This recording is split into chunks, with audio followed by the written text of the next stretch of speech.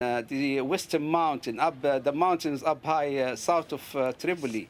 The tribe is there, and you know, notably the first tribe that really came out strong on the last Wednesday, the tribe of Zintan. The tribe of Zintan was the first to completely renounce him. Okay. So, and to the west, Zawiya and so on. And in the east, completely, he lost control.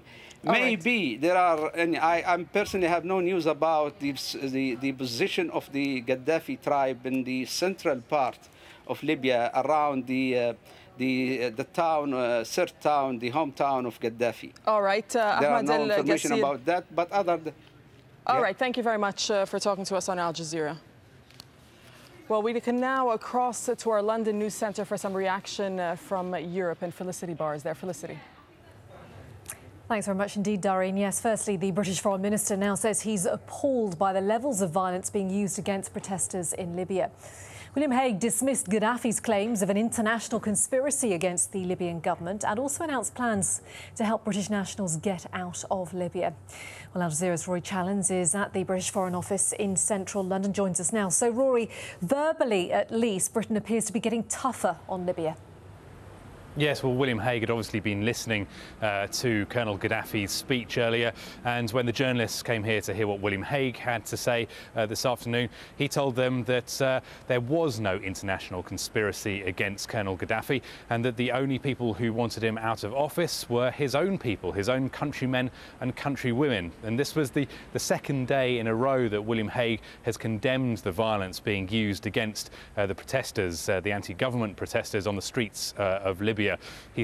William Hague says that he wants that violence to stop, and that he also supports the UN calls for an investigation into the killings that have happened so far. And he also wants human rights monitors to be let into Libya to see what is going on there. He also said that he thought that the state control in Libya was starting to wobble. Let's hear what he said about that. There are many indications of the structure of the state collapsing in many ways in Libya. It's turned out it hasn't so far involved Colonel Gaddafi's departure, but the resignation of so many ambassadors and diplomats, reports of ministers changing sides within Libya itself, shows that the system is in a very serious crisis. And in that situation, those remaining in authority should be trying to protect their citizens, to maintain the safety of people in Libya, and that is what they are not doing. And Rory, tell us a little bit more about Britain's plans to evacuate its nationals from Libya. There are many at the airport who have been waiting for flights that haven't left. There are diplomatic staff as well that the British government is eager to get out. Now, one thing the British government has announced through William Hague is that it's going to be chartering a plane to fly to Tripoli and get those people who want to leave the country out and back to the UK. A slightly more showy gesture from the government is that it's going to be sending a warship from the Eastern Mediterranean, HMS Cumberland, where it's currently patrolling in the Eastern Mediterranean. It's going to be going to the waters off Libya, and that will be used for if the situation there deteriorates even further, and if a full-scale evacuation of British people is needed. That will help them get from the Mediterranean, from Libyan territory, back to the UK again. All right, Rory Challens reporting live from the Foreign Office there in central London. Thanks, Rory. Well, Italy within Europe is widely regarded as having the closest relationship with Libya, and it has emerged in the last few hours that Berlusconi and Gaddafi have indeed spoken on the phone. Well, Harry Smith is in Rome for us at the moment. And Harry, what more are you learning about this extraordinary phone call? Reports, unsourced reports from Tripoli suggest that Colonel Gaddafi did phone Silvio Berlusconi to reassure him about the situation in the country. But I can tell you there's no one here in Rome actually believes that those reassurances. They've had an emergency meeting in Rome today of all the senior ministers, the foreign minister, the defence minister, Silvio Berlusconi, the prime minister and the interior minister. And this was an emergency committee discussing what to do if events totally spiral out of control. The Defence Minister has come out and said that he's committed up to 5 C-130. let's just cross events of the last live several to the days UN. as we saw them, the concerns that we had, and the Secretary General's efforts really to reduce violence, to cut down the dangers, to move towards a better situation. I think that we have been reporting faithfully to you on those conversations, including the 40-minute conversation he had with Colonel Gaddafi yesterday morning, and he has still been very much engaged and will continue to be engaged, taking telephone calls, sometimes several each day. And with that, why don't I leave it to your questions? What's your assessment of the situation presently? Do you have any figures? No, we don't have any independent figures. As you know, the communication situation there is not good. We are trying, and we obviously have UN personnel on the ground that have seen some things and some concerns.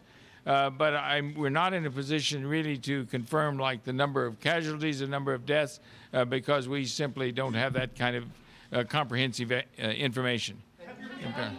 Have your people reported to you that there have been aerial bombardments of civilian protesters?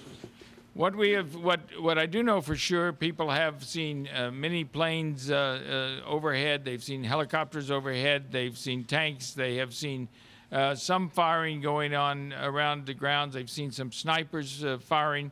But I don't want to go beyond that because I want to stick to exactly what the facts are as we know them. The facts have been given to you. Besides the cause of the Libyan regime to stop the violence against its own people, is there anything tangible that you or the Security Council can do to stop the massacre that's taking place and will get worse in the next few days? I'm not going to speak on behalf of the Security Council. That's their job to make their own decisions. I must say that we have felt very strongly, and we have been pressing all along, that this must stop.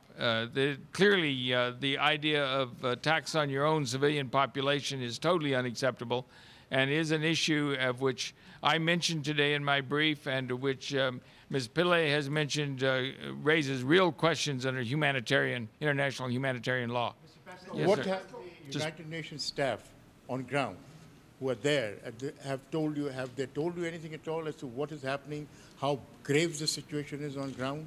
They're very concerned. They're very concerned about the situation. We are very concerned also about our people, as well as, of course, all the people that work and are associated with the United Nations. It's extremely important that that they be kept safe and that they be allowed to continue their humanitarian and other work. There have been calls for evacuations, and I think that will take place. I would agree with the characterization that the situation is deteriorating and can get much worse. We hope it won't, but it's very dangerous. Yes, sir. I mean, your staff on the ground, what did he tell you today? Is the aerial bombardment going on today, or was it only yesterday? I mean, I assume they give you briefings. You didn't hear exactly what I said. I was very clear to say they had seen airplanes going across. They've seen helicopters buzzing the population. They have not reported that they have specifically seen an attack on the population from the airplanes. I don't want to add to anything. I want to be very careful because we have a small number of people on the ground and they only see what they can see, of course. And many have been under protection.